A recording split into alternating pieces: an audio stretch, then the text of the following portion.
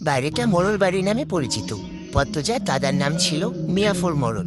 তিনি গ্রামের একজন সম্মানিত লোক ছিলেন। 6 কাঠা জমির উপর টিনের বিশাল বড় বাড়ি বানিয়েছিলেন 4 ছেলের জন্য।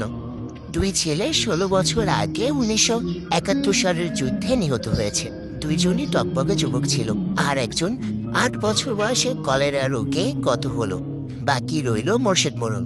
বর্তমানে এই বাড়ি মসজিদের অধীনে, যদিও তিনি থাকেন না সবসময়। পুরো বাড়ির চারপাশ জুড়ে গাছগাছালি, বাড়ির পিছনে নদী।